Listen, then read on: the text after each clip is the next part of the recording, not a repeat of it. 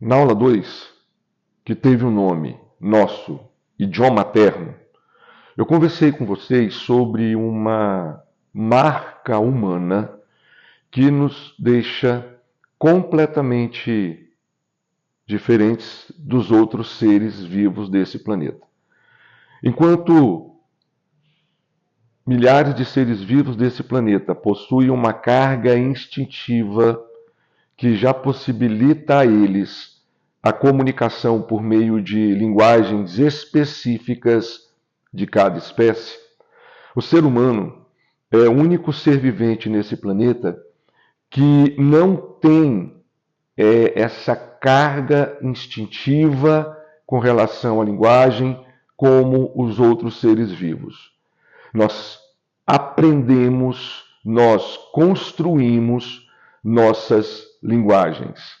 E dentro deste universo da comunicação, as linguagens podem ser separadas em linguagens não verbais e linguagens verbais. As linguagens não verbais são todas aquelas que ocorrem sem a presença de palavras, utilização de cores, de gestos, expressão facial, mímicas. E no caso das linguagens verbais, fica fácil a gente entender se nós as relacionarmos aos idiomas. Então, linguagem verbal, idioma, a língua de uma cultura, a língua de um povo, de uma civilização. Existem estudos que apontam que hoje no planeta existem mais de 6.500 línguas sendo usadas no dia a dia. E aí o que é interessante em relação a essa questão das linguagens, tanto verbais como não verbais. Há um questionamento, né? A ciência ela tenta entender por que elas surgiram, qual a origem. Lógico que, segundo os estudos, o ser humano começou primeiramente a criação da comunicação por meio da linguagem não verbal e depois, com o aprimoramento biológico do nosso corpo, nós começamos a conseguir emitir sons, o que propiciou o surgimento das linguagens verbais. Existem algumas teorias, e essas teorias dizem que esse processo de comunicação, principalmente do surgimento das linguagens verbais, ocorreu pela necessidade de cooperação na busca por alimentos.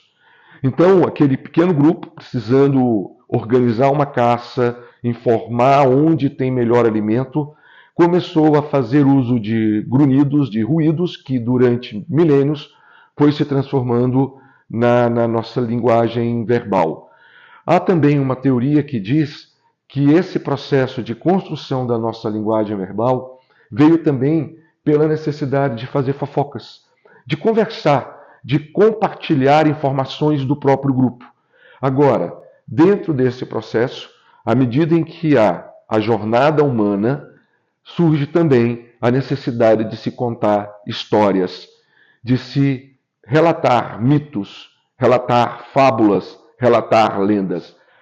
A nossa língua materna, a língua portuguesa, ela possui uma gramática.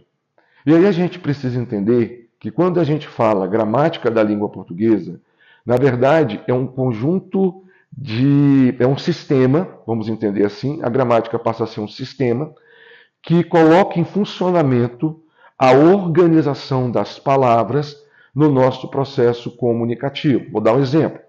Quando nós somos ainda bebês, nós começamos a aprender a falar, se nós não tivermos nenhum problema de audição, na convivência dos nossos familiares.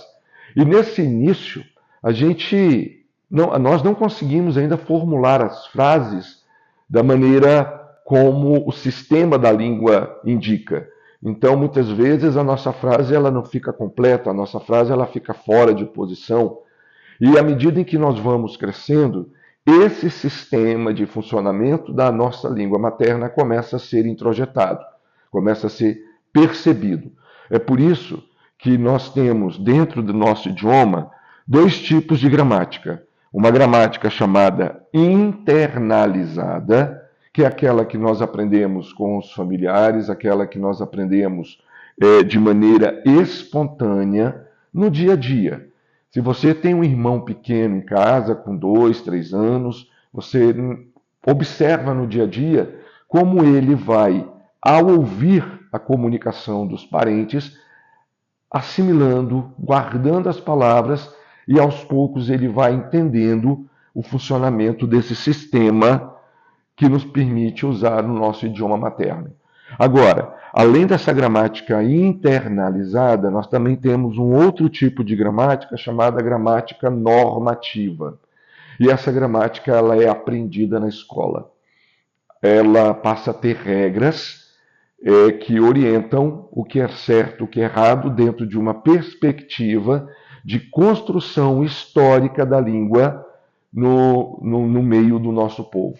Essa gramática, ela é indicada, ela é apresentada em livros, os livros de gramática. Então, diferente da gramática internalizada, a gramática normativa é aprendida na escola. E ela tem 4 divisões importantes: a semântica, a fonética, a morfologia e a sintaxe. Nos vídeos complementares desta aula, você terá a oportunidade de revisar conceitos importantes que nós estudamos na sala de aula. Desejo a todos bons estudos.